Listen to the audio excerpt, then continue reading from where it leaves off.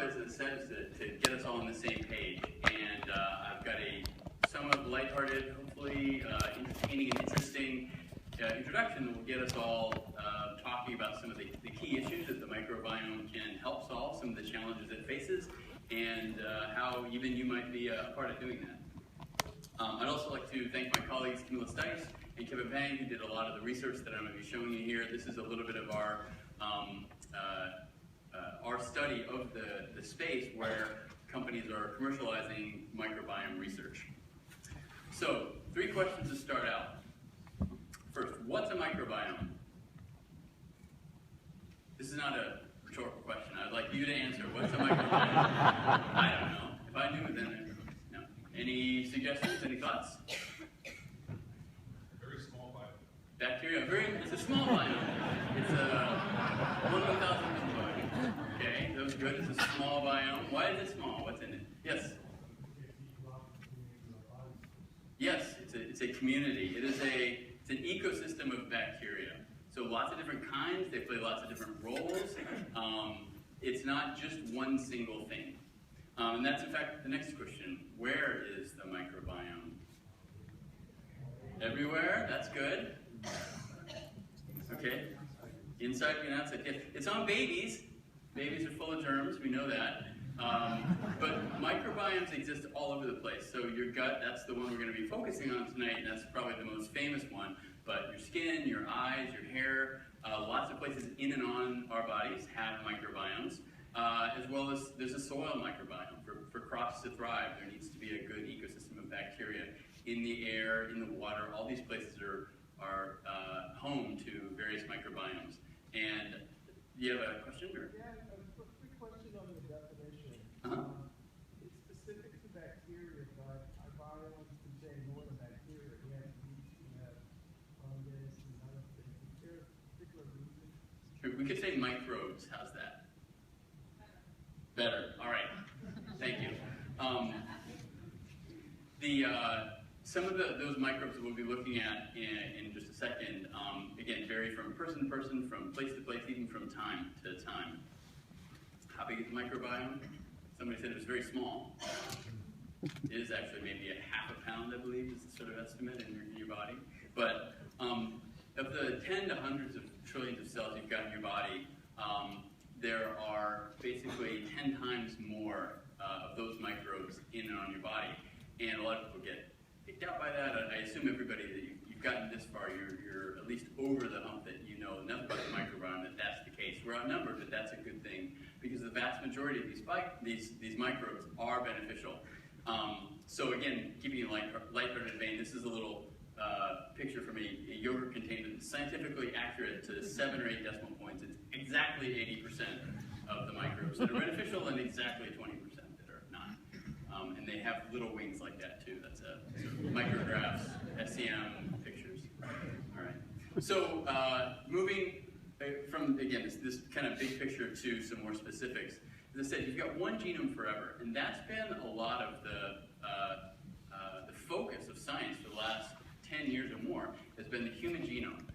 You know, the Human Genome Project and the amazing discoveries that has produced, and basically ease with which we can now measure and find out about our own DNA and the DNA around us, was one of the things that really led to us discovering all this diversity in the microbiome. So the complexity of the microbiome is really difficult to overstate. If you look all around your body, again, you've got lots of different combinations of microbiomes. Those change over time. They change from person to person. And we're at this point right now, again, VLAB has exquisite timing because we're really just past the point where all those errors and things that seem to not make sense and kind of question marks are starting to form a corpus, a body of knowledge, a body of understanding that can be turned into therapies and diagnostics and other types of things that benefit us. So as we get to know, to understand that, that's basically led to correlation with a number of different diseases.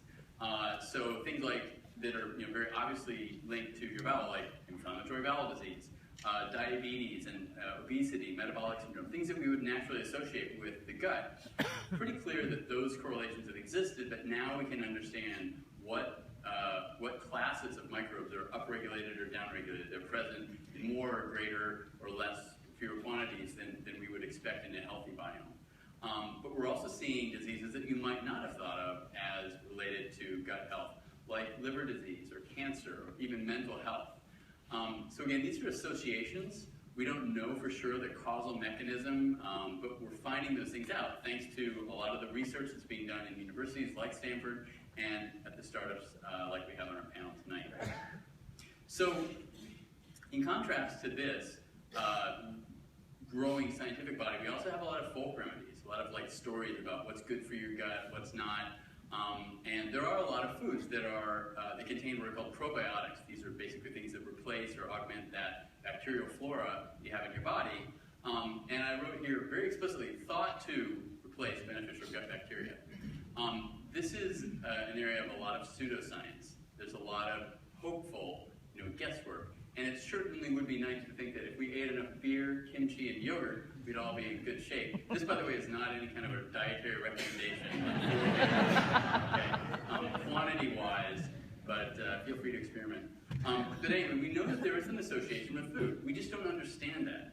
And we were just talking just before I came up here about recently there was some news that a lot of these supposed probiotic foods actually contain no bacteria whatsoever of the kind that they purport to contain. So there's a lot of contrast here too between popular science, if you will, and more structured to traditional science. Now that's the top side of the gut. On the other side, there are also ways of treating this, and these too are being explored in ways that are sometimes rigorous and sometimes not. So, as you've probably ascertained at this point, these are bacteria that live in your gut.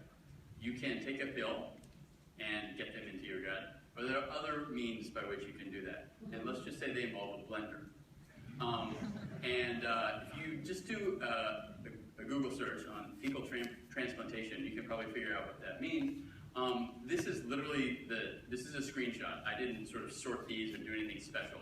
So there's the Fecal Transplant Foundation with the new acronym FMT, which does roll off the lips a little bit more easy than fecal transplant. Quick, inexpensive, and a 90% cure rate, Mayo Clinic. So that's the Mayo Clinic. I think that the rate can only go down from 90%. How to safely do a fecal transplant at home, DIY, you're going to want to click on that as soon as you get home, sure. Don't do it. And then you get, kids, guess what?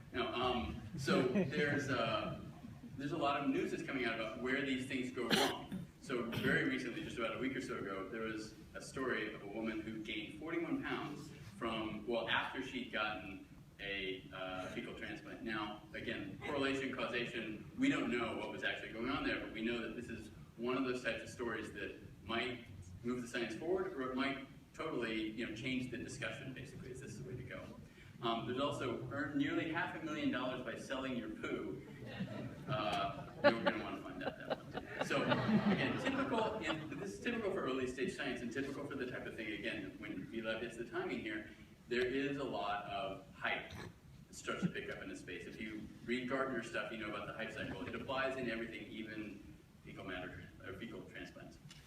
So to counter all this stuff that's going out in the wild, we have a lot of research money going into real academic research. So hundreds of millions of dollars. There's actually, you can't quite read that, at least a dozen more programs like this around the world, where the Human Microbiome Project, Meta, HIT, these are all looking at a more scientific and more rigorous understanding of the microbiome so we can actually have therapies and diagnostics that really do work. So one of the things that we do a lot is we track the number of scientific papers in a given area. And as you can see, this is tracking gut microbiome is the dark blue bars, microbiome is the light blue bars. The number of publications with those terms in their search is going up really rapidly. So we're in the thousands per year for both of those categories, and the trajectory, I think, is going to continue to rise. So when that science starts to turn into products and services that can be commercialized, that's where we see this, a large number of startups forming a new industry around this space.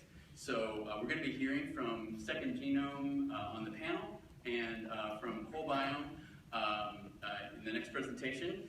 I told Colleen I made this twice as big as everybody else's because she has the job of presenting in just a second.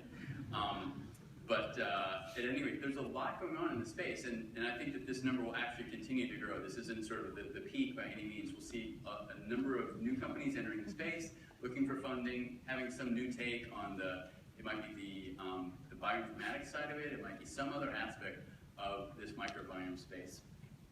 So just to give you an example, some idea, some concept of what's going on, some investments and advances recently in microbiome startups. Nestle Health just made a $75 million investment in Series Health to help them go to phase 3 trials with some microbiome-based drugs against Clostridium difficile. Ventana is taking another drug. They just licensed that to Janssen Biotech, and their milestone payments and other things might lead to up to $240 million for them. Second Genome is advancing to a phase 1 clinical trial for treatment of Crohn's disease. Optics Health and a Dutch company called Nizo are looking at a JV to commercialize a probiotic yogurt. 40 Pharma just raised $51 million to help bring two of their candidates to trials. And this all happened just in January.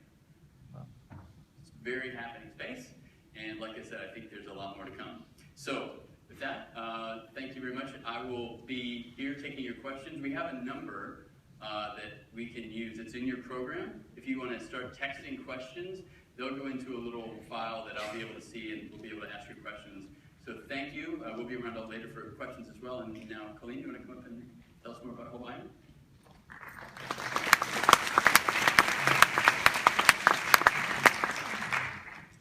Thanks, Mark. So first of all, thank you to everyone for taking time out of your evening to join us. Hopefully we can continue to be educational and entertaining. So about 2 years ago, me and my 2 co-founders were in a bar. And after a few beers, we made the decision that there are very specific types of data and quality of data that are going to be needed in order to develop therapeutics and diagnostics in the microbiome space. After a few more beers and moving into bourbon, we decided that, hey, between the 3 of us, we have the expertise to be able to generate this type of data that's going to help develop therapeutics and diagnostics in the microbiome space. And then several rounds after that, we decided, you know what, we should start a company. And we're going to make this data, and then we're going to make the therapeutics and the diagnostics in the microbiome space. And it's going to be awesome. We're going to help people. We're going to be part of this new revolution in medicine. And maybe we'll make a buck or 2 along the way. It's going to be great. And so a new startup idea was born. And so I can see maybe some other people here have done the same process to come up with a startup idea. So the next morning I made a pot of coffee and I called my co-founders up and I said, why don't you guys come over, let's talk about what we discussed last night. And what we decided was that we needed to figure out whether the idea we had was a good idea or not. And so we said, let's go find out who are the people who are in the space right now. Let's tell them we think this is the kind of data that's needed to propel the space forward. Do you think it's a good idea, or do you think we're just a bunch of drunk alcoholics? Maybe we're both. But in any case, is this a good idea? So we bought a bunch of plane tickets, we flew around the country, we talked to academic researchers, we talked to clinicians, we talked to other microbiome companies, and all of them said, yeah, that's the kind of data we need, and if you start a company, I'll work with you. So we came back, we felt really good. We had an idea, it had been validated, now we needed was money, no problem. So we said, well, how much money do we need? Okay, well, we need to get a lab, we need equipment for that lab, we gotta pay ourselves salary, maybe we need some other people to help us out, so we need about $5 million. So I didn't know how to get $5 million, I didn't know who to ask. So I called Hugh Martin, who was the previous CEO of PacBio. He was able to raise hundreds of millions of dollars in what was considered a drought economy. Nobody was able to raise any money. And so I said, this guy knows how to raise money, I'm gonna ask him. So I called him, I said, Hugh, we need $5 million to start a company. What do we do? And he said, okay, Colleen, there are these people, they're called venture capitalists, and they fund good ideas. So let me know how I can help you, I can make intros, whatever. So I said, great, yeah, I'd love to meet a venture capitalist, let me tell them my idea. So I sat down with him and I said, the microbiome is this huge opportunity, and we have the ability to create the kind of data that's gonna be necessary to capitalize on that opportunity. And I need $5 million, what do you say? And so their feedback, this is the problem with investors, sorry, I'll be politically correct. The problem that I had with the investors that I met was that what I really needed was for someone to, they're too polite. I needed someone to grab me by the collar and say, Colleen, you just told me there's a lot of money over here, and you're standing here, and what I need you to tell me is how you're going to bring that money in a very specific plan into your pockets, and more importantly, into my pockets. And you don't have that plan. But instead what they said was, that's nice, we love your idea, let us know how your progress comes along and as you move forward. So brings you back to the question, well, is this really a good idea? So then we thought, remember those people that we flew around the country and they said that if we start a company they want to work with us? Let's call them out on it.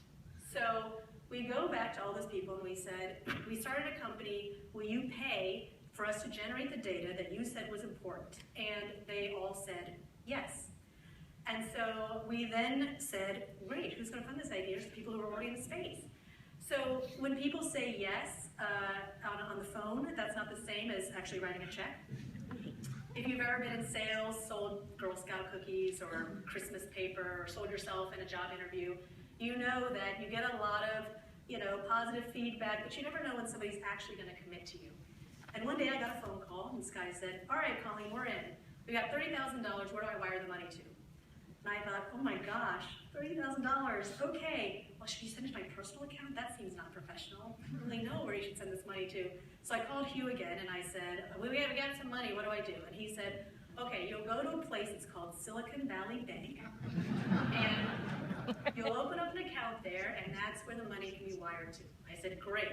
So I get on my computer and I look up my local Silicon Valley Bank, and there's one right here in Palo Alto, off Oregon, and drive over there, and I go to open the door, and it's locked. Like, okay, it's 11 o'clock in the morning on a Thursday. These guys work worse hours than I do. So, pull on it again, and this woman comes, and she kind of cracks up the door and says, can I help you? And I said, well, yeah, I'd like to open a bank account. I have money.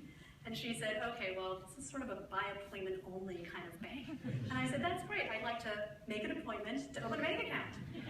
And she was very polite, but she essentially sent me on my way. I did eventually figure out how to open a bank account and deposit money in, and Silicon Valley Bank is a great bank, we've been with them. But it just goes to show you how naive we were when we first started this company. So now I had $30,000 in the bank account, so now all I needed was $4,970,000 to go. And that's when I met Doug Crawford. And Doug said, there's this place, and it's called QB3, and it's magical. It's an incubator, and you can rent as little or as much as you need. You can rent one bench, you can rent a bench in an office, and you don't have to spend those millions on equipment because we have equipment and you just have to pay to rent it. And by the way, we're also affiliated with UCSF and you'll have access to all their core equipment and you just have to pay to rent it. And I thought, that is pretty awesome. It's Candyland. And then Doug introduced me to JLabs. And JLabs said, well, we are also part of Candyland and we have additional equipment that you'll have access to, plus more resources that are complementary with QB3 to help you build a company, since you obviously don't know what you're doing. And so this was great. So we were now in a very happy place. We had $30,000 in our bank account, we quit our jobs, and we started Whole Mile. And over the first year of operations, we actually brought in a little over $500,000 in pure revenue, selling the type of data that we could generate. And that's how we funded this company. So after a while, you realize that bringing in money and revenue is nice, but it'd kind of be nice to have a bolus of money that you can really build this company on. And so you can't completely ignore the VCs, you gotta go back to them. And in these discussions, is this really a good idea and who will fund this idea merge? They're really kind of the same question. And so this time around we went to VCs, this is how it went. I said, we have this company, we have the ability to generate top-tier data that people who are actually in the microbiome space, including other microbiome companies, want to use. We've been able to pull in revenue for this, and I would like to get some more money in order to really build out this pipeline and get the kind of data that's going to add value to the company. Venture capitalist says, okay, so you're a service company. And I said, yeah, we're a service company. Okay, venture capitalists don't really fund service companies. So I said, okay, went to our next round of meetings, and I said, I have a discovery platform that can be used to generate data that can build therapeutics and diagnostics in the microbiome space, a huge space, it'll be great. And they said, okay, so you're a platform technology. I said, platform technology, that's great, that's what we are. And they said, yeah, venture capitalists don't usually fund platform technology. If you had a diagnostic and you're using your platform technology, that'd be great, totally, we'd be in. So they said, okay, go to our next round of meetings. Said, we're a diagnostics company. We have a platform technology, and we're going to build diagnostics for a whole bunch of indications with this platform. And they said, that is great. Diagnostics don't really make a lot of money. And look, you know, there's new regulations coming down the pike about lab diagnostic testing. We don't really want to get in this space. If you had a therapeutic, we'd totally talk to you. So we go to our next round. This is real. We go to our next round of meetings, and I say, we are a microbiome therapeutics company. We're building therapeutics. We have a platform technology that can be used to generate therapeutics in a wide variety of indications. And they said, it's interesting, because if I understand your technology right, that means that you could make therapeutics and diagnostics, maybe even service. Seems like you're limiting yourself by being a therapeutic. I mean, you're doing platform technology. I fund a platform technology, but you're just like a therapeutics company. And just a few weeks ago at JP Morgan, I had a meeting in which I went in and said, we're platform technology, we can make therapeutics and diagnostics. This is all, you know, we've really, you know, paid our dues, shown that we can generate this great data. And the guy, I kid you not, said to me, I think at this time in the microbiome space, a service company is really where it needs to be. And if you want to make this a service company, call me and we will fund that. So I literally went full circle. And so here's the things that I learned. I learned, first of all, I now understand what a business model is. I know it's not just, you know, here's the money and here's me. I now know about 6 different business models. And the second thing I know is that nobody knows how to monetize in this space and knows how it's really going to play out. And so what do you do with this information when you're trying to start a company? And I think the only thing you can do is to take a moment and block out all the jargon and the terminology and the 5 pillars of every successful business plan and say, what do I think is a good microbiome company? How do I think we can make a change in this space? And so you go back to the fundamental principles. You go back to the beginning. You go back to the bar. And you remember that you had an idea at this bar. And that idea was there are specific high-quality types of data that need to be generated so that therapeutics and diagnostics can be made by you in order to change lives. And this is whole biome. We are going to help people. We are going to be a part of a revolutionary wave in the way we think about medicine. And we might make a buck or 2 along the way.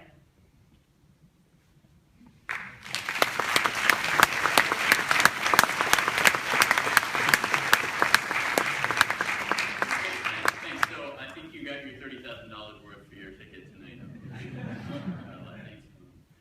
Okay, so I thought it was really interesting that you didn't mention anything about the microbiome the entire time. I mean, you could just talk about your entrepreneurial, your startup experience. And while the microbiome certainly is fascinating, I think this intersection between venture capital and something that's pretty new is really what VLAB is about. So just kind of going down the line here. So Kareem, you've also been through this experience, and Jackie, I think you've probably seen it from various angles. Doug, I know you have.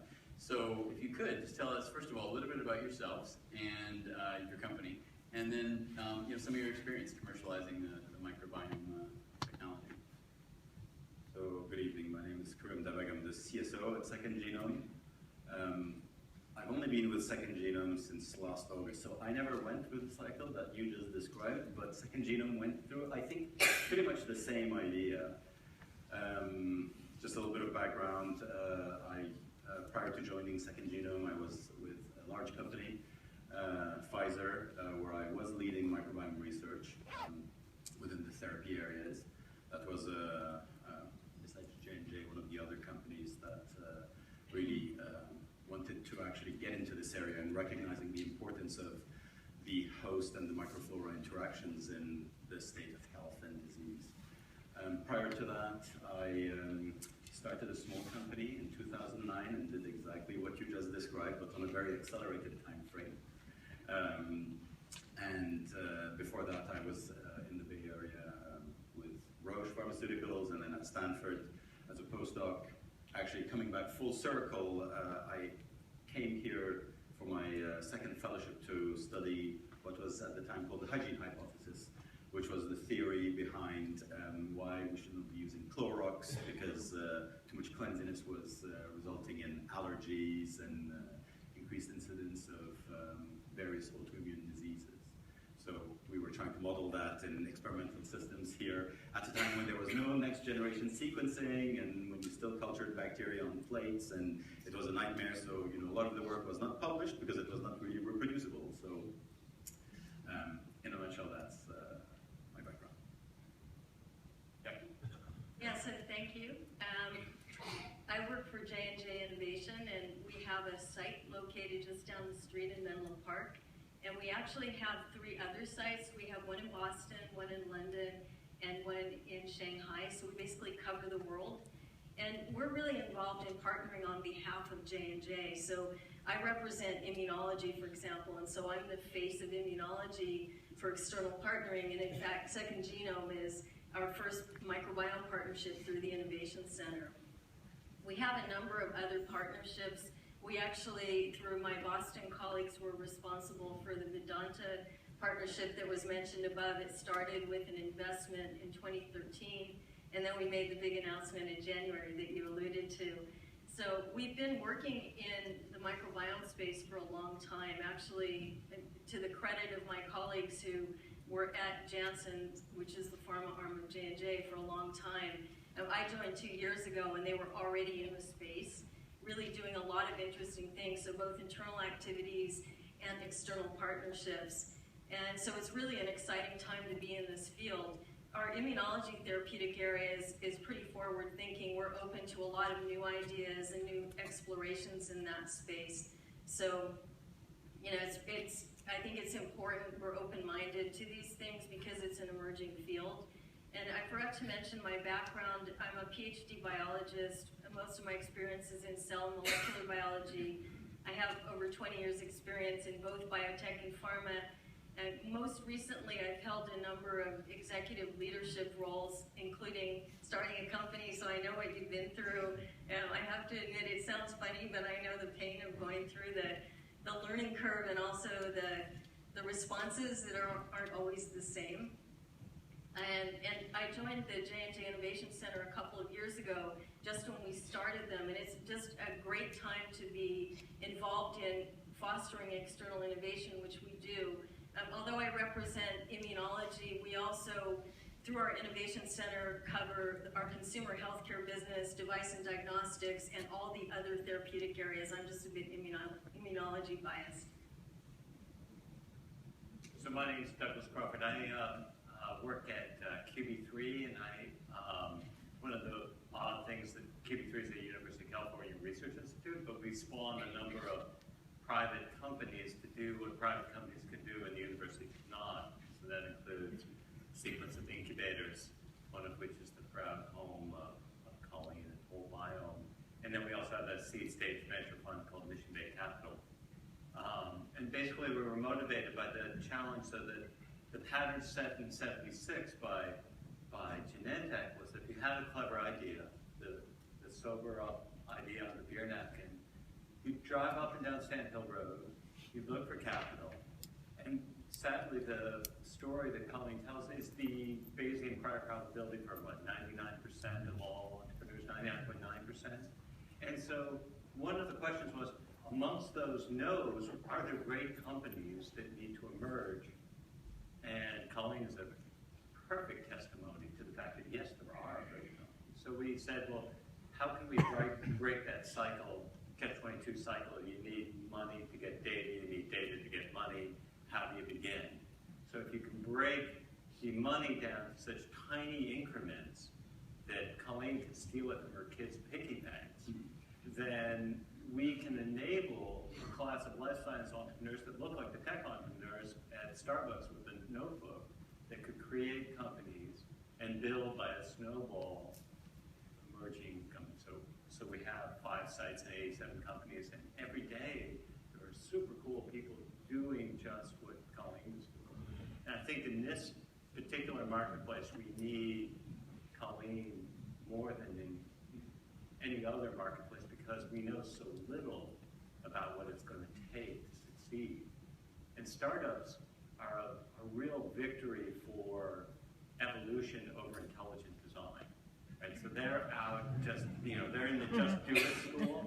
So Colleen, in 4 months, went through 6 business models, and is continuing to evolve both the technology and the marketplace without taking a lot of capital, which is really free to explore. And so that's our goal. That's what we're trying to do. Great. Okay.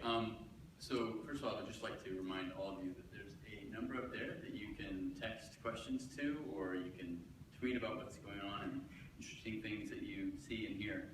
I'd like to circle back. So, Colleen, I think that you educated the venture community, basically. It's very nice of you to give them the tutorial. And I think that's what a lot of startups do, is, after they told then they went and called their friends and said, I just heard this amazing new business plan. So tell us about what you actually do. Like, if you can walk through that business plan, what happens in, say, a clinic or in a lab? How does that turn into data? How does that data turn into money? And then how does that get funneled back into your next thing? So I'm going to ask you the same question. He gets some time to think. Yeah, I answer right. now. So the fundamental premise of whole biome is that quality of data is what it's all about. So I think whenever you're in a new space, this is the key. When I was doing my postdoctoral work, I was trying to identify biomarkers for Wilms tumors, and I was using microarrays, and that's when they first came out. And it was super noisy, and I spent a lot of time and energy, and other people's time and energy, pursuing routes that were not real. And I think a lot of people get burned by new technologies and new fields by doing that. And so what I learned from that is that when you're in a space where you don't know anything, the data has to be the highest quality. It should always be high quality, but it's imperative, so you're not going down the wrong path. So we work with clinicians, and they collect patient samples, and they know all of the patient information, and they share that with us. Obviously, we don't have patient identifiers, but we know about the patients. They send us the samples. We process those samples and get a variety of different types of data. So my 2 co-founders and I worked at Pacific Biosciences before we started Whole Biome. We're very intimately familiar with how to use next-gen sequencing to collect data. I think in the microbiome space, it's not just about who are the players, but what are they doing? And so collecting that data, both what are they genetically capable of, as well as what are they actually producing, and then feeding that information back with these clinicians and trying to understand as a person's microbiome changes, or as they go on therapeutics, how does that change a person's microbiome, is sort of the key type of data that we are developing. And so that's kind of the cycle. Okay, you have the gold standard assay for understanding what's going on in a get sample. Yeah, and I think the idea is that from that data, when you mine through it and you try to find new diagnostic markers or new therapeutic targets, you can have some degree of confidence that you've got maybe something real. Okay, so I'm going to circle back to you, and what I'd like to understand is a little bit about what's the physical versus the data processing that you put to that task. But Kareem, can you tell us a little bit about the second genome? So we do something fairly similar. The lens by which we go about solving some of the problems around what do I do in that whole circle of diagnostics, therapeutics, services, etc., is to commit to a medical problem. So start by saying, where is there an unmet medical need? And that looks like a patient sample that you obtain. And I think at the end of the day, a lot of the microbiome work, at least that we perform, is a large-scale molecular analysis of what happens in a biological sample. So if by getting biological samples from a space where there's a medical problem, meaning you have patients that are not responding to a given course of medications or medical intervention, if host microbial interactions are leading to a pathology, molecularly understanding how that is happening by doing next-generation sequencing to understand the bacteria that are present, by gene expression profiling how the host is responding to those, and then connecting what bacterial changes are leading to those host differences, we can start unraveling things that, pathways and mechanisms that otherwise we didn't necessarily know. Some things we know, were hypothesized and demonstrated in hypotheses hypothesis-based studies, but this allows us to take an unbiased approach to understanding that ecosystem, if you want. It is really ecosystem biology at the molecular level between the human and the microbes that are in or on us. So by starting with a medical problem, analyzing it molecularly, we can understand what's that problem and devise a strategy by which to come with a medical intervention. So that's the data that we sell in partnerships, or that we utilize to actually say, is there a new drug that can be used, or repurposing something that already exists out there, or something along those lines. So that's what we generate. Okay. So, Colleen, you talked about, I think you were mentioning anonymizing patient samples and things like that. So how do you go from where you are, where you have generalized, anonymized data, to something that can be a patient-specific diagnostic or a patient-specific therapeutic? And Kareem, I know you're a little bit farther down that path towards the market. So could you talk a little bit about that? Like, what's the timeline, and how long does that take, and what do you need to do basically to get that, make that progress? Timeline is 17 and a half months. Is that right? Yeah. That's the unknown. That's the big gamble, right? So I think Kareem is right. You start with an indication, or in our case, we started with what we consider, a variety of indications, and say we don't know which one's going to hit, but we know that if we start collecting enough of this data and we know how to process that data and analyze it properly, we will start to see trends. So I don't have to know the patient's name, but if I know all the therapies they're on, I know all of their medical history, I know all the different issues that they have, I can start to then pull this data in with all of the expression data and genomic data, and the timeline from when you collect this data to when something starts to reveal itself as, oh, there's a new target there, or there's some diagnostic patterns here that we could maybe use, is sort of the big risk. That's the unknown.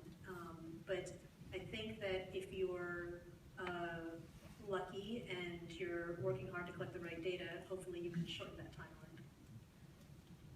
Great.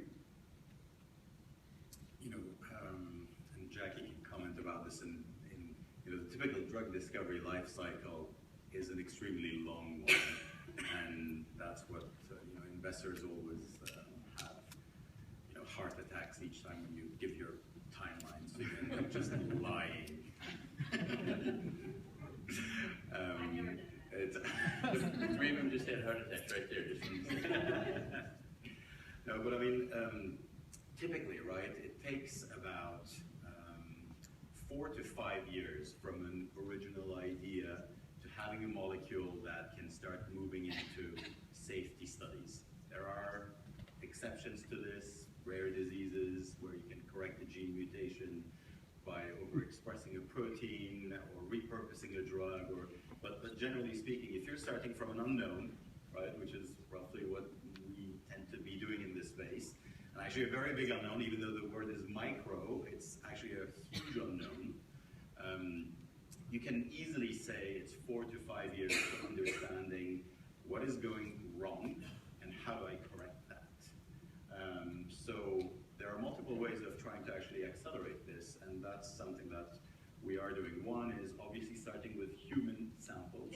That takes out all of the sort of starting material. So you're going where the problem really exists by actually understanding what's happening in those human samples where the problem exists. So that's one way of shortening up that timeline.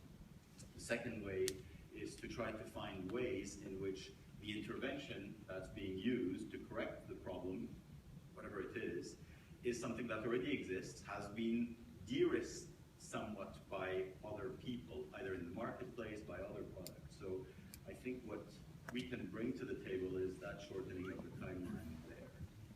Okay. Well, so Can I add something? I was going to say, Jackie, you have to make money bets on these, a lot of uncertainty. So how do you decide how much and when and things like that? What I wanted to say, and maybe I'll sort of come to what you just asked me, but I think it's important to consider in this field what the drug or therapeutic or what the diagnostic is, because in fact the drug could be, and this is what Kareem's alluding to, a small molecule that hits a target, a receptor of some kind, sort of the classic things that we do in pharma, But the drug could also be a consortium of microbes, which is something that we're doing through Vedanta. It's a consortium of microbes with a function. Or it could be a metabolite of microbes that has a function. And so the timelines and the work it takes to get to those are different, and particularly for using microbes as drugs, that's not a well-trodden path, despite the fecal transplants, which is kind of Wild West, but people are doing it. But for using defined consortia of bugs, that's a really different process, and I think we're learning as we go. And it's also worth pointing out that there's a difference between a drug that's a consortium of microbes like we're developing through Vedanta, which is very defined, and we're taking it through a classic pharmaceutical pathway. And that's different from what you see in the consumer sector, where you can buy probiotics and prebiotics at the store, and they've gone through a really different regulatory path. And so I think it really depends on what you're talking about. And having worked in the diagnostic space myself, it takes a long time to qualify a diagnostic test, and you're really trying to make an impact on patient health care. And you have to go through a lot of hoops and a long process, and I think the microbiome offers that opportunity as well in diagnostics, but it's going to need to go through the same rigor, and the data needs to be really high quality if we're going to use it to make decisions about patient care. So I think the answer is it depends, and we all want it to happen faster. So, and you can, I'm just curious, when you go to your colleagues and say, it depends, and I have a lot of uncertainty about this, but I think it's a $50 million investment. I mean, how does that conversation go? You know, one thing I find really interesting and I really like about our company is, and I mentioned this before, it's the open-mindedness. And something that we decided when I started a couple years ago is that this is a really interesting space. It's not defined, it's not well understood, so we want to be part of the exploration. And so part of what we've been doing, and we have a lot of academic partnerships and a variety of company partnerships, and we do stuff internally, we're actually trying to understand mechanisms of disease. So Kareem mentioned this before, but we're trying to understand what's cause, what's effect, because there's a lot of correlation in the field. And so those aren't the same discussions. It's more, what is the deliverable from this project? Are we going to understand or have an idea of which microbes are causing, or either causing or correlated or whatever it is in a disease setting? But it goes back to human disease. And we're very interested in mechanism, because through mechanism you can then define therapeutic strategies, such as what Second Genome does. And so some of it is about there are metrics for taking drugs forward. So a consortium of microbes, if it's going into the clinic, there are metrics around that and what it takes to develop it. But we're very interested in the research side of it as well, because we want to be part of finding out how this works and how we can make really novel solutions for patients. So it just strikes me as key difference between, say, Khosla or Tony Perkins and a strategic investor like J&J is like, we want to understand the science. That's part of your motivation for making the investment, as opposed to we need to get 10x return, basically. We actually have a venture arm of J&J, JGBC, but I'm part of pharma, and we're interested in really typical things like licensing small molecules, and it's the spectrum, at least for the innovation centers, of concept and clinical proof of concept. But a lot of our motivation, and we're very, very interested in finding novel solutions for patients, and we have a big initiative that was announced recently, but it's been going on since I started, to actually think about disease interception and ultimately prevention. And you have to do research to figure out what's going on in the disease in order to intercede. And so we do have a lot of a research focus, but we're a company that makes drugs and diagnostics and consumer products and everything else, so none of that's forgotten. But I think we appreciate that if you want to do something novel and different, you need to understand the biology and the molecular mechanisms in order to get in there. And so that's with my pharma hat on, saying that. Doug, how about you? You've definitely had to bridge the gap between science and venture investment. You probably cross that hallway every day.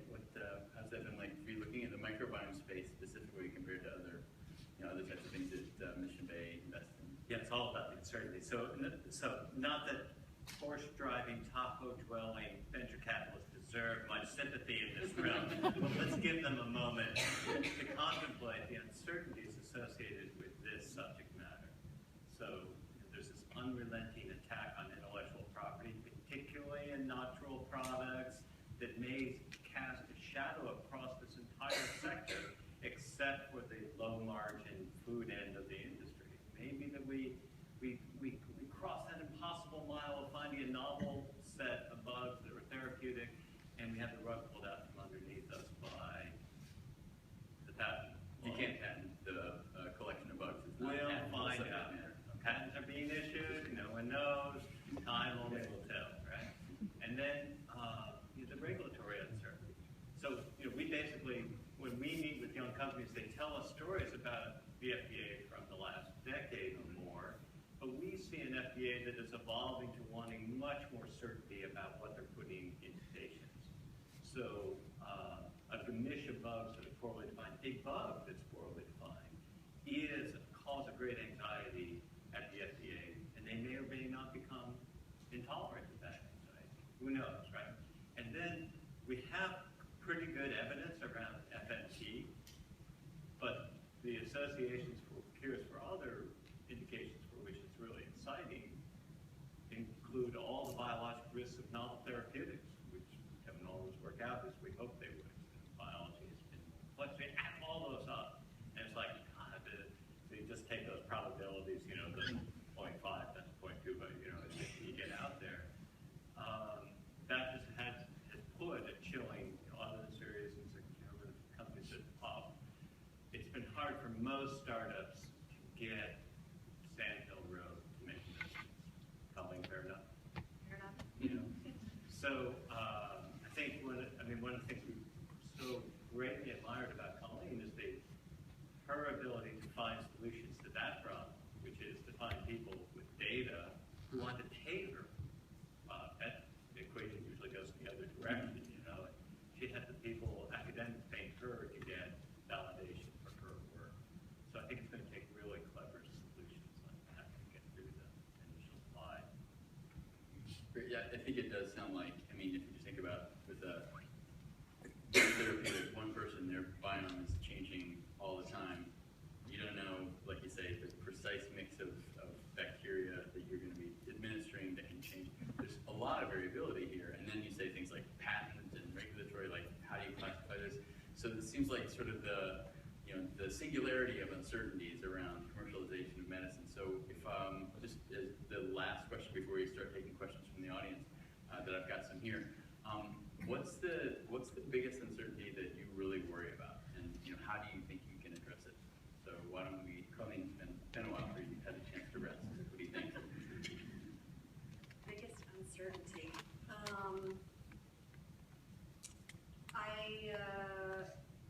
I think one of the things that I'm most nervous about with the microbiome space is that there's been a lot of hype around and a lot of media attention to it.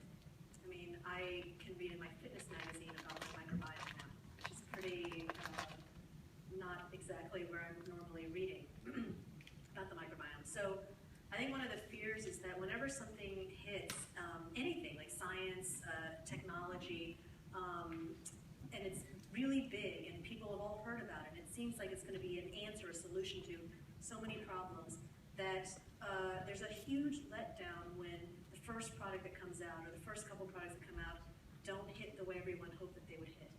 And that can be devastating for a field. It can mean that people decide to hold their money back. It can mean that physicians start to doubt that and they don't want to collect clinical samples anymore for you. And so I think the biggest uncertainty is what's going to happen when these first products come out. How are people going to respond to that? And in this field that we all believe is going to make a difference in healthcare, is it going to continue to be able to flourish? Are we going to get through the hurdles of all the data we need to collect in order to really develop, true therapeutics down the line? Can you make it past that? Can you cross that chasm? So I think that's sort of the biggest uncertainty, is just the field in general. Pretty big. All right, great. So there are quite a few things that keep me awake at night relating to this. You can argue that we did an okay job when we only had about 8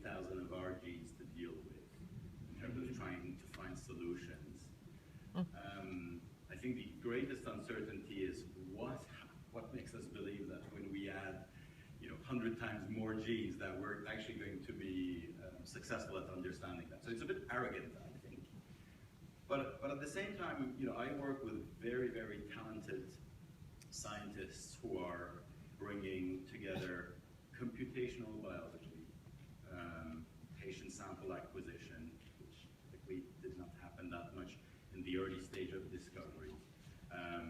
Scientists from very different backgrounds, microbiologists, immunologists together. And I think that if we are able to solve the problem of the uncertainty of bringing different disciplines together to work harmoniously, to find out what is really going on between the microbes and the humans, I think then we'll be able to actually solve that problem. So I think for me, that's where the biggest uncertainty is. Can we work together in different disciplines of science to actually solve these puzzles? Will we get out of our own way? Yeah. I almost don't know where to begin. As much as I You're really, uncertain about the I think I'm a fan of the field, but there are a lot of things I worry about. I worry, to Kareem's point, a bit about the quality of the data. It's an emerging field. The amount of genomic information is humongous, and I don't think the sophistication is quite there yet to deconvolute all that. There are some of the issues that plagued the early days of the Human Genome Project, developing the right algorithms, the reference genomes, and to me as a biologist, things like standardizing sample collection and things that matter, because there's a huge amount of variability. And so as a little bit more of an end user of the data, I'm always worried. It always looks nice when all of the bioinformatics people have created a nice user interface, and then I don't know, is this real? If there's that feeling. The second thing I just want to point out, because it hasn't been brought up, but I'm always worried about finding function, because I think in molecular mechanisms, and I mentioned before, there's a lot of correlation. I don't think the animal models and the biological systems, they're the same ones we use for drug development, and you see the frequent times when we can't correlate something in a preclinical animal model with what happens in patients, and I worry that there's an added layer of complexity working with microbes in those models, and so I think there's an imperfection built in. And the last thing I want to point out, again, because it wasn't mentioned, but I think it's really important, and I think Kareem started to allude to this as well, but there's a tendency for scientists to be compartmentalized, and the microbiome, we're all really excited about the microbes, whatever they may be. They might be bacteria, they might be bacteriophage, they might be viruses, but there's a whole lot more going on, because you're really looking at something that's so exciting. It's the intersection of the microbial community with the host genetics, with the immune system, with the tissue microenvironment, and with environmental triggers. And I think that's really fascinating, but those are really different fields. And maybe someday we'll be at a point where we get everything sequenced, our genomes, our microbiomes, and everything else, and we know that we have a NOD2 mutation or whatever it is, and we can start intervening earlier in diseases by understanding these things, but it's a long way off. And so I want to get there, but I'm concerned about some of these things along the way. Well, it's been so depressing. So I think one of the great opportunities that we haven't mentioned yet is the possibility to do an end around the sclerotic healthcare system that we built in bits and pieces over the last 100 years. And so I had some delicious yogurt upstairs, and there is a really interesting chance Ubiome, a company in our community, did an end around traditional diagnostics by going direct to consumer with microbiome studies, diagnostic procedures for all of information. I think that's one of the really cool opportunities here, is that we could find brand new business models as well as new biology. Yeah, there's a rumor, I think you might say, about 23andMe, that this is a genomics testing company, that one of the reasons they dragged their feet on their FDA filings was specifically to blow up the healthcare regulatory process, and just sort of highlight all the craziness with it. So I'll start taking questions from the audience, and I'm going to start with one for the whole panel, and I'm meshing two together. what are the biggest markets? Food, pharma, skincare, and specifically, there was another a related question. What's the single biggest technical hurdle between where we are now and a microbiome-related pill that makes you skinny? So, skinny market. So, applications, basically, what do you see? And maybe another way to look at this is you've got therapeutics versus more cosmetic or recreational applications. Why don't we, again, tell me when you start, Reese. So one of the things I've learned is that market can be defined in different ways. It can be number of people or amount of dollars. So I think when we talk about the consumer product versus the pharmaceutical product, the market for the pharmaceutical product in terms of numbers can get quite large. But consumers, that's a huge population of people. So within the consumer market, I think that there's probably the first company to come out with a consumer product is Biome. It's a skin cosmetic. Sorry, I should take that back. I mean, there's all kinds of probiotics and yogurts and food stuff, but they sort of come at it from a microbiome company perspective. So, and it seems like from their first delve into this, there's a market for that. And I think that the gap between where we are now and how you're going to get your skinny pill is how much funding whole biome gets. Okay. Get out your checkbooks, come up and get skinny. That's all you need to do. All right. What do you think? I'd love a skinny pill. We're working on it. I think, weight loss is a really difficult space, as we know, just personally, but from a drug discovery standpoint. So I think the regulators, the safety, all of those aspects are real issues not to be taken lightly. I think, honestly, this space, microbiome research, has a lot of opportunities for a lot of entrepreneurship. You can come in with products as cosmetics. We know that we will all, deep down in our own lives, do a bunch of weird things with our diets and what we do to our skins, etc. So there is a market for all of that, I think. And if you can have a clever marketing strategy and a product that shows some credibility, there's an opportunity there. I think for those who are in the business, such as Second Genome, to market regulated drugs that pass the FDA muster, then we'll have a pharmaceutical partner that will jump in to move it forward, etc. We're going to have to show the data that these products are safe, that they are effective, that they meet the claims that they are proposing, that they have an effect either on weight loss in a given duration that works better than a placebo, etc. So I think those are the hurdles that we're going to have to face. But honestly, I think there is room for everyone in the food product, in the cosmeceuticals, and in the pharmaceuticals as well. I completely agree with that. I just think there's a huge opportunity in the consumer sector, pharma, and if something performs like a typical drug that we use, for example, in IBD, we use anti-TNFs. Those sell billions of dollars worth.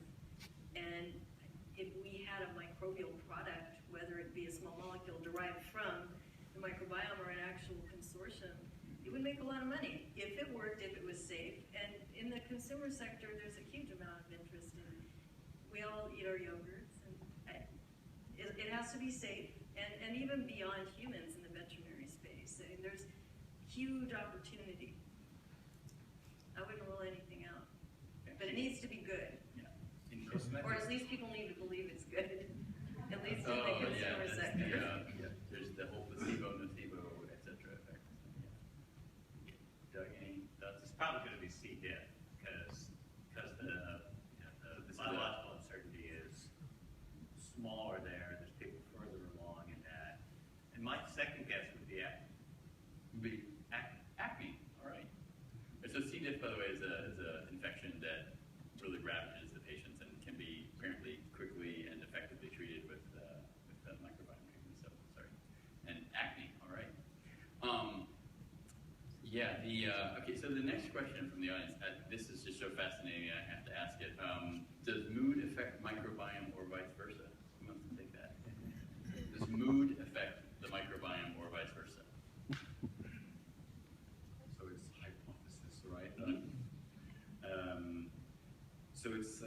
one clinical area where this relates to this question is in irritable bowel syndrome. So we know that it's a combination of diet, prior exposure to pathogens that may induce GI tract infection, stress levels, genetic makeup, variety of causes and factors will influence that. So, and it's known that people have demonstrated in many, many studies that in irritable bowel syndrome there are alterations in the microflora, and that diet, exercise,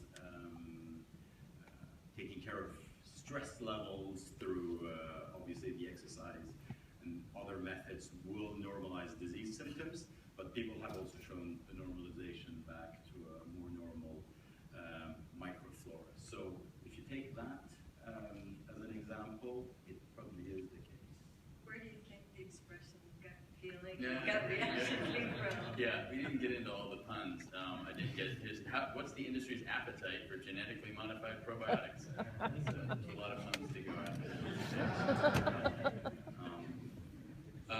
Why don't we take that? You know, here we are in this sort of nexus of anti-vaccine, you know, not my kid, blah, blah, blah. A lot of, at the same time, there's chakra crystals and biodynamic wines and things like that. So, what, you know, is anybody even looking at genetically modified anything? I mean, I think, you know, just the studies that you could do would be really interesting. So, again, any findings so far? Any thoughts on the GMO microbiome intersection? I mean, there are companies that are doing that strategically, trying to develop bacteria that produce a metabolite or have a particular functionality of interest. So we're not doing that, but I think that the data that they generate is going to be really interesting. I think all of the hurdles that Doug was alluding to with regulatory are going to be tricky.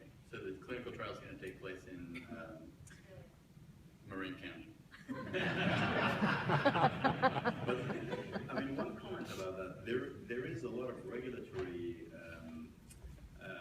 risk with genetically modified bacteria, but there is also an IP-related de-risking in that by genetically modifying, you actually create a patentable organism, if you want. And right now, that seems to be the only space for bacteria and probiotics where you can generate and carve out some IP for yourself. So I don't think that the idea of enhancing the beneficial functions of a microorganism should be something that is dismissed from that perspective. There's a lot of protection and uniqueness that can be generated in that space. And we are learning more and more how to genetically modify some of these bacteria. There's been a lot of work in Lactococcus, E. coli, etc., where that's fairly standard practice, but actually with a lot of these bacteria that are less well culturable, I think that's something that's currently being learned. Thank you, Doug. Excellent point. I think that's knocking off the risk. Good idea. Yeah. I was just going to say that I have talked to people that are trying to make genetically modified microbes, as you point out, to make a product of some kind of a metabolite. But I've heard more commentary from people that are averse to the idea because of the regulatory challenges. So I wouldn't think it's necessarily going to happen first. Okay. So, again, playing a little bit on Bay Area culture here, what role will do-it-yourself biology play in the microbiome space in the future? And I think this probably alludes to both, you know, diagnostics, therapeutics, and everything else. DIY bio, any future in the microbiome? My favorite kind of do-it-yourself biology is paying attention to what you eat. Mm-hmm. Because realistically, food is we take in food and it feeds our microbiota. And I think it's actually an undervalued area because you can create huge changes in your gut microbiota and otherwise by eating well and avoiding certain kinds of foods. And I think it's something that should be considered a little more carefully. Mm-hmm. I think when we think about the do-it-yourself or how you can change your microbiome, maybe this is also a Bay Area thing where, you know, children, it has been standard to try to keep them away from as many germs as possible. You have HEPA filters in their nursery. You are constantly wiping down surfaces. Good Lord, don't touch the dog, he's disgusting. And, you know, we live in a world where our mentality is we don't want our children to be exposed to germs because they could get sick. And I think one of the shifts that we'll see, and maybe it'll start in this area, is that that's not true. Take out that HEPA filter. Let the dog lick the baby. Hang out, you know, in the soil. Go in the backyard and play. Don't stay in the, you know, septic environment that we've, you know, aseptic environment that we've created. And I think that that's a population change that will help diversify the microbiome. And as far as we can tell, reducing the diversity of your microbiome is what we're constantly doing in our very hygienic environment, and that may be a big problem.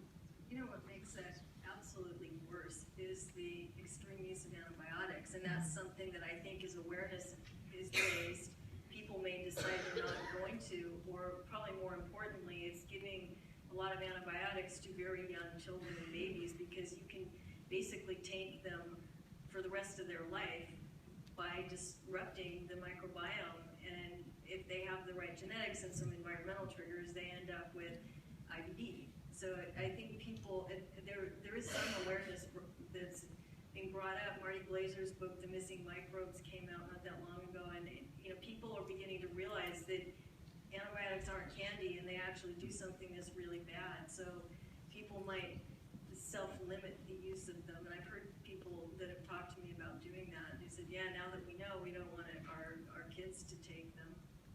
Yeah, and that's a great point. I mean, my first daughter was born 7 weeks premature, and standard ops for a preemie is course of antibiotics. And she was in the ICN for a month. It was horrible. She was on antibiotics, and of course, I'm in a microbiome-centric world now, and so my daughter has, she does struggle with IBS, and she has, you know, issues that I think are related to the fact that she started out at a very young age disabled, with a disabled microbiome. And I have another daughter that came along, and she was a full-term baby, and she doesn't face any of those same problems. And these are genetically the same children, they're growing up in the same household, they just had a different start to life. So we've had a lot of questions around probiotics and the efficacy thereof, you know, whether the work that you're doing proves or disproves, you know, basically what are we learning about probiotics and other types of, like you're saying, food, but food with a purpose. Yeah, where is that going to go? Are we going to ruin a perfectly good placebo by saying probiotics don't work, or what does it look like? Well, we were talking about it earlier, right? The story in New York where half of the products didn't really contain what they were supposed to contain, contained stuff that was not meant to be in there, were there. So I think one of the things that we can start becoming is more honest about the usefulness of these products, besides, you know, just tasting good.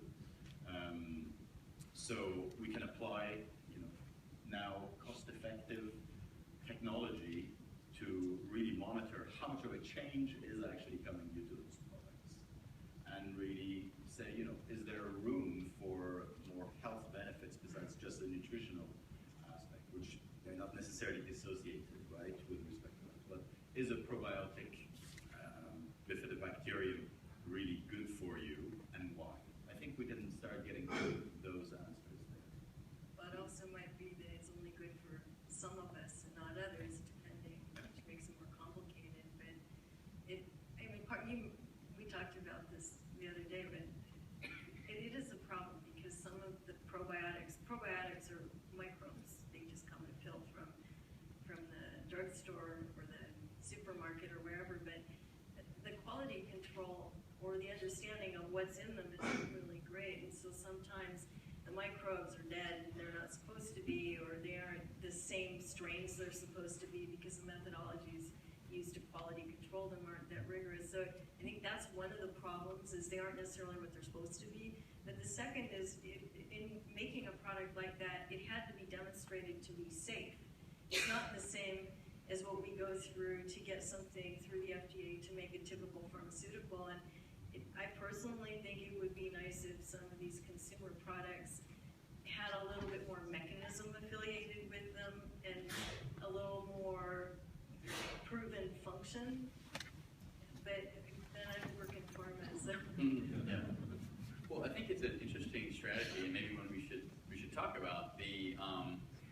doing the sort of end run around the pharmaceutical regulatory process, or the diagnostic regulatory process. We mentioned earlier, uBiome, 23andMe is going to genealogy and Scanadoos and device companies. It's kind of also going after consumer indications to get acceptance and data that then they'll use for a regulatory filing.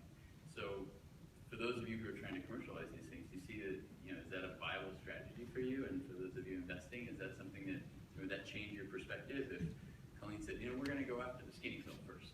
Would she still be welcome at UCSF? Absolutely, actually. I think that's She'd be more welcome, right? She can do no wrong in my eyes. That's all right. So I think it's an area. One of the justifiable concerns is the imprecision by which people measure impact on themselves. We make really sloppy correlations about ourselves. But it would be great if the market would just solve that problem too by providing us with tools that gave us more accurate metrics for measuring ourselves in a way that could be meaningfully predictive. So if you could track correlation between your diet and your microbiome in a way that really would predict weight loss in 3 months. So that means like Fitbit and those guys to microbiome, Fitbit, something that would be a little more quantitative. Okay. Could be the start of a way of ending around. If it's about anecdotal reports, we were having this conversation upstairs. We went thousands of years leading people without ever kind of correlating that it wasn't working so well. So we're not necessarily very good judges of performance in high-end Google. I'm just wondering if, this ties into one of the previous questions around what can, the Bay Area group do. We're, I think, really connected with our devices and monitoring, our social lives and everything that we do, work lives, bank accounts, etc., in one device. So I think if there's a way of being able to marry technologically, one of the most difficult to monitor areas, which is what do we eat, what is our daily behavior in terms of exercise, sleep patterns, medication, hydration, etc., and marry that with our medical information, whether it's healthy or disease-related, and then add several lenses of personal genome, which is already being done. I'm sure some of you have paid. You can have your microbiome now sequenced also for a fee, and then try to now put that data together and in a way in which you can start extracting the information that says, what are the patterns, the molecular patterns that are leading to health? I think that's something that can be synthesized here as a business model, maybe by entrepreneurs out there. Or So Nest, you should make a toilet. Anybody here from Nest? Add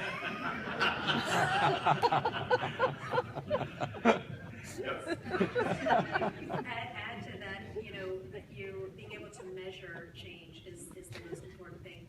And one of the problems with the skinny pill, or as Doug's pointing out, monitoring diet, is that people are big fat liars. I mean, I have a journal because I was told if you keep a journal of what you're eating and exercise, what you eat and how you exercise, you will exercise more and eat things that aren't good for you. My journal looks something like this. I exercise and ate well on this day. I exercise and ate well on this day. I exercise and ate well on this day.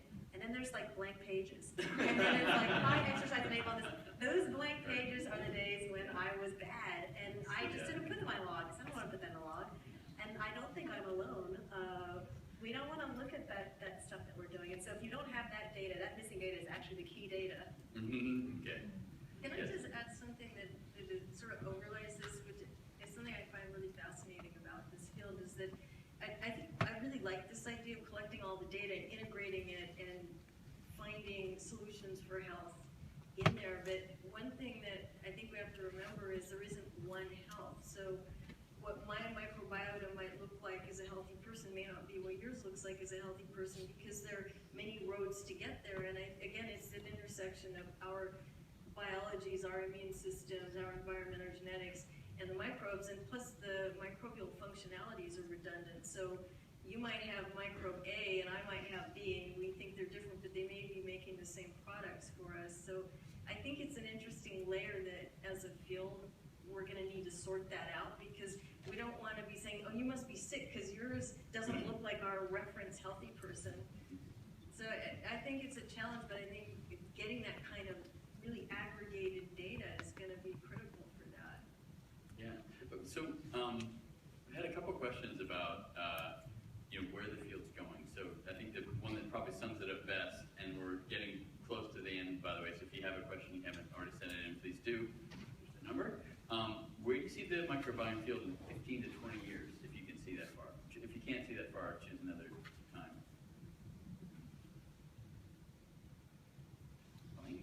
You're looking like you don't want to answer. Yeah, that's my look of don't call on me. Yeah. It's like blank page in my journal. Yeah. For that one. Well, we've been through, we should remember how long, between poor Jesse Gelsmier dying, a gene therapy trial, and the first approval for a product in Europe was 20 years, something like that. And so it takes that long for us to incorporate, to learn the lessons, to really make use of this. 15 years is long enough that none of us will be held to mark it. This is a profound interactor with our global biology that we somehow sat on and ignored for a long time. And it's got to have a big impact. So I'm bullish. The bullet, it does have a I really can't invest over a 20-year horizon, though, unfortunately. Jackie, what do you need? Any thoughts long term? No, and I think that advances in sequencing and data analysis are going to make it possible. We'll all be monitoring our microbiome, and every once in a while I think, maybe we're going to do all this really high-tech stuff, and in the end we'll just be eating food, as Michael Pollan would say. It could come back to that that's what it's about. So, I mean, are there any, I'm just going to throw out a kind of a different tangential question. Any privacy concerns here? I mean, do we need the microbial equivalent of a shredder next to our desk to tear up, stuff? Or what, can you be identified by your microbial path? All we have to do is check the pets in your house, because theirs is probably so much worse, from what I've been told. So NSA is going to take keen interest in this research. They take an interest in everything. All right. We've got just, I think we have time for one more question. Is that right? Yeah. Thinking about other entrepreneurs in the audience that might have an idea, it might be related to the microbiome, might be related to some other aspect of clinical or diagnostic products or applications that are equally outside the box. Do you have any advice that you would give them? And for one, when you first start. Just do it. Just do it. Just do it. All right. We've enabled entrepreneurs with credit cards to get started, so just do it. Just gather momentum, colleagues, investors will all come. Just do it. Great motivational advice. Jackie, just don't do it. I like it, just do it. Except as a scientist, I have to say, make sure no matter what you do really rigorous science. Having been around that loop that you went through with the investors, I think just do it, but have really a clear product in mind that really addresses a need. I think that's the key thing that I've found. You can do a whole bunch of crazy things as long as you have a problem that's being solved with your idea. Then you'll basically find the money, and hopefully things will go well. X people will buy Y product for Z dollars. That's the business. I think my advice would be to anybody starting a company in this space or any other is to not be afraid to be vulnerable, to not be afraid to be a rookie. Ask people for help, ask people for advice. Come talk to us, we're in space, and it's an open community. And I think that you will feel, there's humorous stories, there's laughter, there's tears, but I think if you understand that I'm in a process where I'm going to learn a ton of things, and I'm okay being that person who's not the expert in the field, you'll get there. I mean, we got there. We now know how to bring in revenue. We know how to get VC funding. We have a couple VCs who have funded us. We know how to even get our lawyers to invest in us. I mean, you get there, and the important thing is knowing what you know and knowing what you don't know and being cool with that and being okay with learning, the learning process. Thank you, Reese. It's a learning process. I do actually have one last question. You know, a lot of people here might be entrepreneurs, but we're all individuals. We want therapies and diagnostics and things that make us, you know, feel better, live longer, be happier, and things like that. So, if you could, just very last thing, what's the connection between the microbiome and personalized medicine, personalized wellness? You know, basically making us happier, healthier people. And I think that that's the potential of the microbiome, is to be able to, for each individual, figure out how to improve health and improve mood, maybe eradicate or at least temper various diseases. And so I entered this space because I wanted to change patient lives and improve lives through these sorts of therapeutics, and I think that that's exactly the promise of the microbiome. When I look at the microbiome as an organ in my body, like my lungs or my heart or my brain, and I have to be in sync with it, because if I'm not, then there's going to be something that's going to be messed up. So I need to understand how to take care of it in its functionality. So the right food, the right composition, and you know, with probiotics we try to do that, but it works a little bit. But I think that's where this whole thing lives. So it's totally personalized medicine, or personalized health, if you want. I think the field opens up a lot more possible drug targets, a lot more possible diagnostics, a whole lot more potential for therapeutic strategies. And I just think that it's really exciting to see that, but also goes back to something we think a lot about in Janssen is, I see that field as an opportunity for earlier interception in disease, and we just need to figure it out and get there, but it's really exciting. You know, when Tom Kornberg said in his autobiography that he was so depressed when he first came here studying work, because it was all done. We had done all these really cool biochemical causes of disease, and he was biochemistry basically thought it's all done. Can you imagine this panel 10 years ago? I mean, it would have been, how many people would come to sit around and talk about gut bugs, you know? It's like, it's so cool that we keep unraveling the onion that is human biology in a way that offers us such terrific promise. So I think we have a lot to be optimistic about. Great. Well, very eloquently stated and summarized.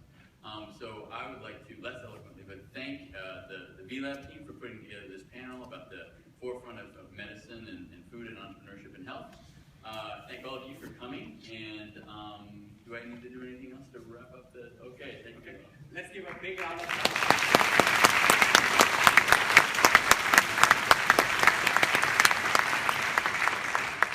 So before I let you go, I want to remind you of three things. Number one, our upcoming Founder Series event. The theme of the event is the art of relationship building, and our speaker for that event is Heidi Rosen. She is operating partner at DFJ, and the moderator of that event will be Hank Berry. He is from Sidley, Austin. So I hope you can join. If you are a founder, this is a great chance for you to get a personalized mentorship from Heidi. So I hope you can join us. Please go to our website, apply for it. There's a little bit of selection process, but I'm sure you will get through it. Second one, our main event, which is about the OpenStack. It's another very interesting topic. So go to our website, learn about it. It will be on the March 17th. So Founder Series is on March 12th, and this our main event, same place I believe. It's on the March 17th. Last but not least, there's another event run by MIT Technology Review. It's called MTech Digital. It's on June 1st and 2nd. So I hope you can go and register for this. And it will be also a cool event. Okay, so thank you for coming. Have a nice evening. Thank you.